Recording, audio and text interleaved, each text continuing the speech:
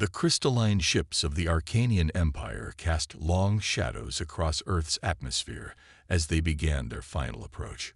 Commander Maya Rodriguez watched from the United Earth Defense Headquarters as the last remnants of humanity's resistance crumbled before the technologically superior alien force. The war had lasted barely 3 months, but it had changed everything. Final evacuation protocols initiated, announced Dr. James Chen, his dark eyes fixed on the holographic display showing masses of people being herded into massive transport vessels. They're not even bothering to sort us anymore. The Arcanians had arrived 6 months ago, presenting themselves as peaceful traders.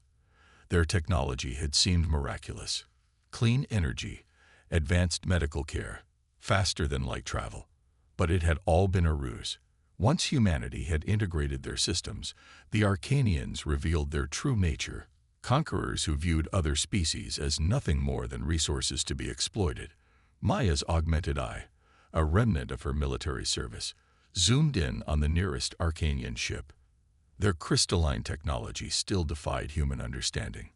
The aliens themselves were equally mysterious, their towering forms encased in shells of living crystal that pulsed with internal light. "They're taking us to Nexus 7, James said, his voice barely a whisper. "The dead world." Maya had heard of it, a planet so hostile that even the Arcanians avoided it.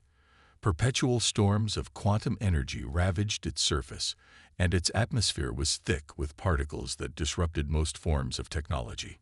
It was a prison planet, but one designed to kill its inmates slowly.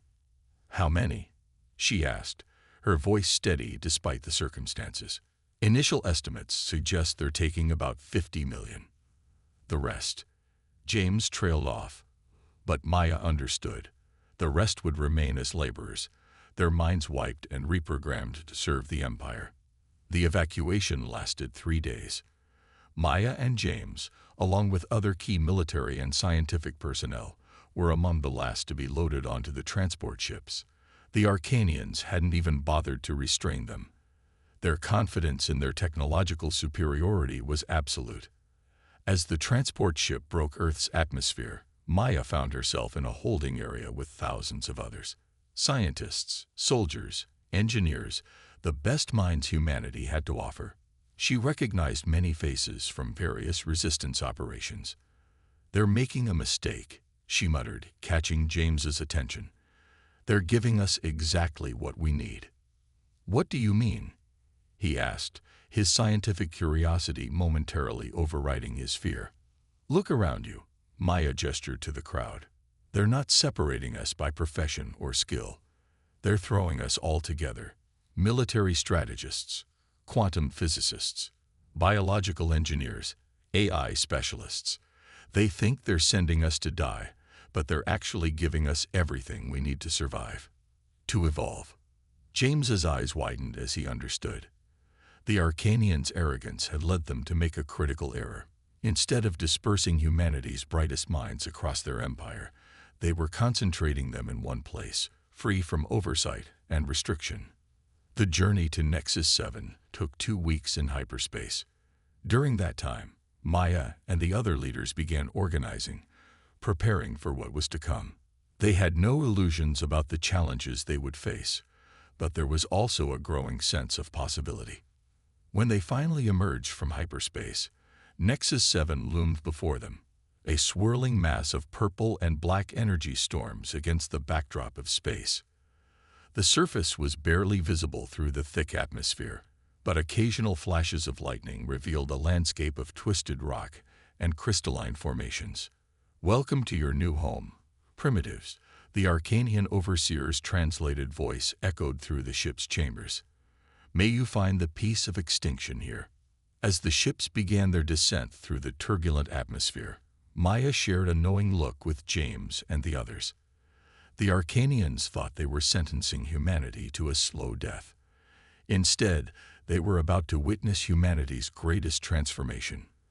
The first transport touched down on the crystalline surface of Nexus 7, its shield straining against the quantum storms. As Maya stepped onto the alien soil, her augmented eye already analyzing the environment, she smiled. The Arcanians had just made the biggest mistake in their empire's history. They had given humanity exactly what it needed to become something more: isolation, challenges to overcome, and most importantly, freedom from their oversight. The story of humanity's extinction was about to become a tale of unprecedented evolution. "Begin survival protocols," Maya announced to the gathered crowds as the transport ships disappeared into the storm-laden sky. "We have work to do." Around her, 50 million of Earth's finest minds began to organize, their determination already turning to purpose. The Arcanians had meant this to be humanity's end. Instead, it would be their beginning. 3 months into their exile on Nexus 7, humanity had defied all Arcanian predictions. Instead of succumbing to the harsh environment, they had begun to thrive. The first breakthrough came from an unexpected source: the quantum storms themselves. Dr. Elena Santos, a quantum physicist who had once worked on Earth's defensive systems, discovered that the perpetual energy storms weren't random chaos as they had first appeared. They followed patterns, complex but predictable sequences that seemed to pulse in harmony with the crystalline formations that dotted the planet's surface. "The entire planet is one massive quantum computer," she explained to Maya and James during an emergency council meeting in their makeshift underground facility. "These storms aren't destroying our technology. They're trying to communicate with it." The revelation changed everything. Instead of fighting against the quantum interference, they began designing systems that could synchronize with it. The results were extraordinary. Their first quantum-synchronized computer achieved processing power that would have been impossible under normal physics. James led a team studying the crystalline formations, which turned out to be similar to the living crystal technology the Arcanians used. "But there's something different here," he explained, examining a sample under a makeshift microscope. "These crystals aren't just alive. They're evolving. And they're responding to our presence." The first habitation domes sprouted within weeks, their walls grown from modified crystal structures that could channel and store the quantum energy from the storms. What had once threatened to destroy their equipment now powered their civilization. Maya coordinated the military and strategic aspects of their growing settlement. "We need to stay hidden," she insisted during planning sessions. "The Arcanians will be watching from orbit, expecting to see us struggle and die. We need to give them exactly what they expect to see." On the surface, they maintained a carefully crafted illusion. Primitive shelters, basic technology, all the hallmarks of a struggling colony. But beneath the crystalline surface, something extraordinary was taking shape. Dr. Yuki Tanaka, a biological engineer, made the next breakthrough. She discovered that the quantum energy wasn't just affecting their technology, it was changing them. "Our DNA is adapting," she announced, showing complex genetic sequences that shifted and evolved in real time. "The quantum field is accelerating our evolution, but in a way we can control." They called the process quantum integration. Through carefully controlled exposure to the planet's energy field, combined with targeted genetic engineering, they could enhance human capabilities beyond anything previously imagined. Neural interfaces became organic rather than technological, growing from modified brain tissue that could process information at quantum speeds. "We're becoming something new," James observed, watching as the first volunteers emerged from the integration chambers, "not just adapted to this world, but transcending our original limitations." The changes weren't just physical. The quantum-enhanced neural networks allowed for unprecedented levels of cooperation and innovation. Ideas flowed freely, combining and evolving at incredible speeds. What might have taken decades of research and development on Earth was accomplished in months. 6 months after their arrival, they had established their first true city, hidden deep beneath the crystalline plains. They named it Genesis, a symbol of humanity's rebirth. Its architecture was unlike anything on Earth, grown rather than built, its structures alive with quantum energy and responsive to thought. Maya stood in the central command center, surveying the holographic displays that showed the true extent of their progress. "The Arcanians thought they were sending us to die," she said to James and Alina. Instead, they've given us the tools to surpass them. Their weapons development proceeded in parallel with their other advances. They learned to harness the quantum storms, creating defense systems that could render any conventional technology useless. Ships began taking shape in hidden underground hangars, vessels that merged biological systems with quantum crystalline technology in ways the Arcanians had never imagined. But perhaps their greatest advantage was psychological. The Arcanians, confident in their superiority, never bothered to look too closely at their prison planet. Their orbital surveys showed exactly what humanity wanted them to see: scattered groups of survivors, barely maintaining primitive technology, struggling against a hostile environment. We have maybe 2 years before they realize something's wrong, Maya estimated during a strategic planning session. 2 years to prepare for what comes next. Alina's quantum computers were already reaching out across space, establishing communications with other subjugated species in the Arcanian Empire. They found allies everywhere, other races waiting for a chance to break free from crystalline chains. James looked up from his latest project, a prototype quantum drive that could fold space in ways that defied conventional physics. 2 years will be enough, he said with quiet confidence. We're not just building weapons or defenses, we're creating a new future. In the depths of Genesis, humanity continued to evolve and innovate. The quantum storms raged overhead, hiding their true progress from prying eyes. The Arcanians had meant Nexus 7 to be a prison, but they had instead created an incubator for humanity's transformation into something far beyond their expectations. 1 year into their exile, Genesis had become more than just a hidden city. It was the heart of an interstellar revolution. Deep within its quantum crystalline chambers, Maya stood before the Strategic Council, her enhanced neural interface projecting a galaxy-wide network of resistance cells that sparkled like stars in the darkness. The Drachnid have made contact, she announced, referring to a species of silicon-based beings who had been among the first to fall to the Arcanian Empire. Their crystal tech expertise will be invaluable, and they're eager to join our cause. Alina's quantum communications array had proven to be the key to their expanding influence. Unlike conventional transmissions that the Arcanians could monitor, these quantum-entangled signals were untraceable, allowing instant communication across vast distances with absolute security. The Arcanians' greatest weakness is their pride, James observed, his own neural enhancements processing multiple data streams simultaneously. They're so convinced of their superiority that they never imagined their slaves could communicate, let alone coordinate. Their underground network grew steadily. The Meridians, masters of bioengineering, shared techniques for integrating organic and crystalline technologies. The Voth, ancient experts in gravitational manipulation, provided insights that revolutionized their spacecraft designs. Each contacted species brought new knowledge, new capabilities, and new hope. Dr. Tanaka's quantum integration process had evolved as well. The third generation of enhanced humans could interface directly with the crystalline technology, their thoughts flowing through the quantum network at light speed.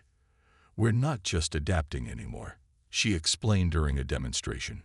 We're transcending the traditional boundaries between organic and synthetic life. In hidden shipyards beneath Nexus 7's surface, their fleet took shape. The vessels were unlike anything seen before in the galaxy, living ships that merged quantum crystalline technology with biological systems in ways that even the Arcanians hadn't achieved. Each ship was semi-sentient, capable of responding to its crew's thoughts and adapting to new situations in real time. The prototype is ready, announced Captain Sarah Chen, head of their naval development program. The ship she referred to, dubbed Phoenix, represented the pinnacle of their combined innovations. Its hull was composed of self-repairing quantum crystals that could phase through conventional matter. Its weapons could harness the same energy storms that raged across Nexus 7's surface, channeling them into devastating attacks that could disable Arcanian ships without destroying them. Maya watched the test flights from Genesis's control center, her enhanced vision tracking the vessel as it moved through spaces between spaces, utilizing dimensions the Arcanians had never discovered. "How many ships can we construct within the next 6 months?" she asked. "With the automated manufacturing systems and the crystal growth accelerators, we can have a fleet of 50 ready," Sarah replied. "The other resistance cells are preparing their forces as well." The coordination required for their planned uprising was staggering. Millions of beings across thousands of worlds, all moving in perfect synchronization thanks to their quantum network. The Arcanians, believing themselves unchallenged, had grown complacent in their dominance. Alina's latest breakthrough provided the final piece they needed. "We've mapped their entire crystalline network," she announced one day, her eyes glowing with quantum light. "Every ship, every command center, every communications node.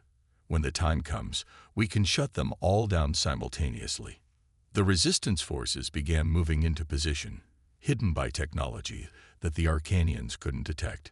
Ships that could fold space itself, warriors enhanced by quantum integration, weapons that could turn the enemy's own technology against them, all waiting for the signal to strike. "The Arcanians still see what they expect to see," James reported, reviewing the latest orbital scans of Nexus 7. "To them, we're still just struggling survivors, barely maintaining a primitive existence. Their monthly supply drops have become increasingly sparse. They expect us to be dying out." Maya stood in the heart of Genesis, surrounded by displays showing the readiness of resistance forces across the galaxy. The Drachnid fleet waited in the shadows of gas giants, their crystalline ships disguised as natural formations. Meridian biotechnology had infiltrated key Arcanian facilities, ready to disable their defenses from within. The Voth had positioned gravity weapons that could trap entire Arcanian battle groups.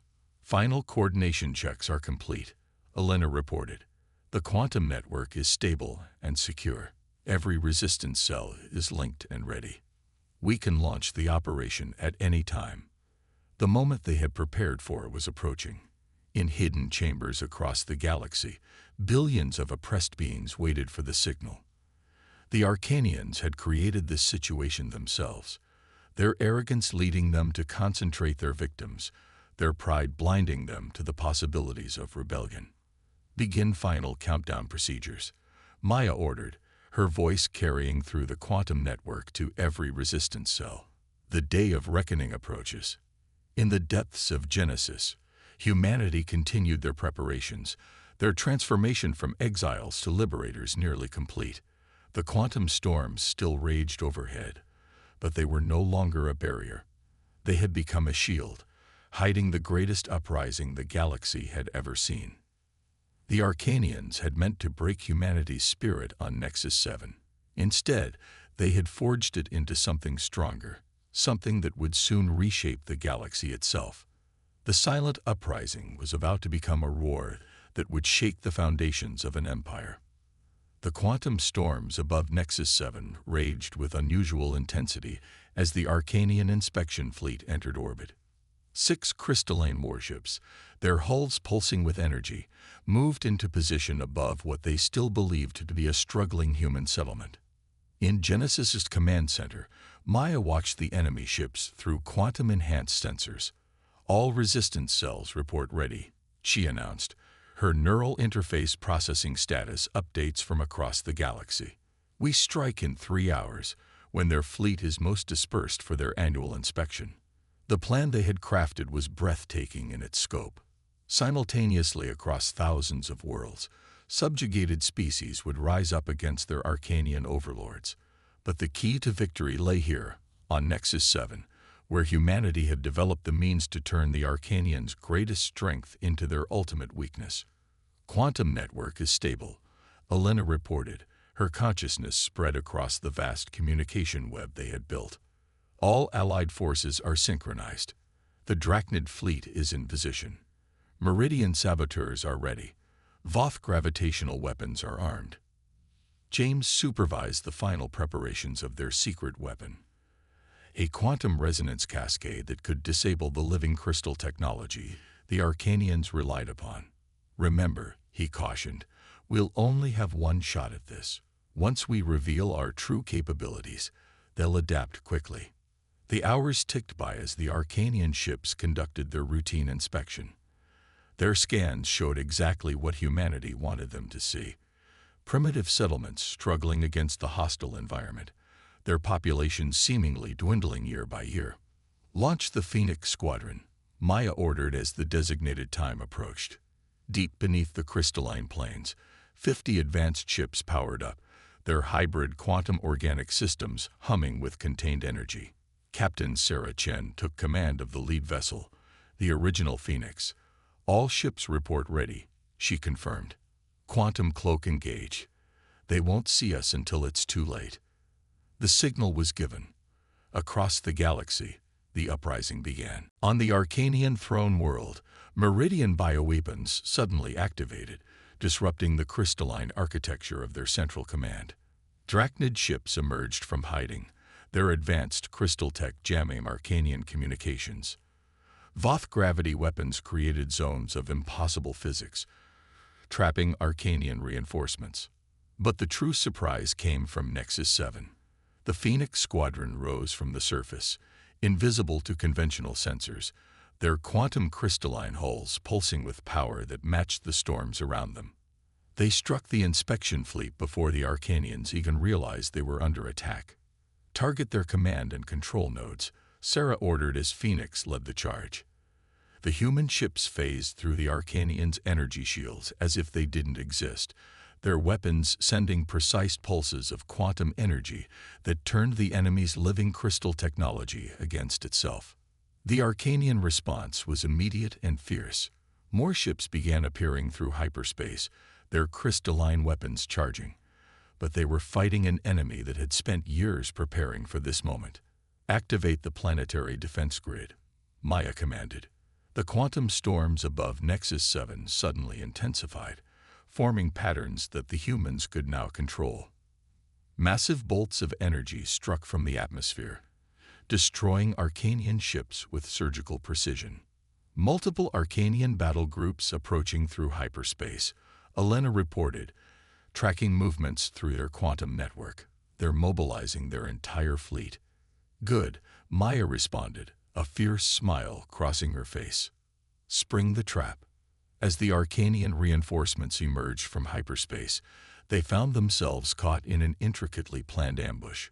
Voth gravity weapons activated, creating a maze of spatial distortions that split their formation. Drachnid ships struck from multiple vectors, using technology that matched and exceeded Arcanian crystal tech. The Phoenix Squadron demonstrated the full extent of humanity's evolution. Their ships moved in ways that defied physics, crews and vessels functioning as single entities thanks to their quantum integration. They could predict Arcanian tactics before they happened, their enhanced neural networks processing combat data at incredible speeds.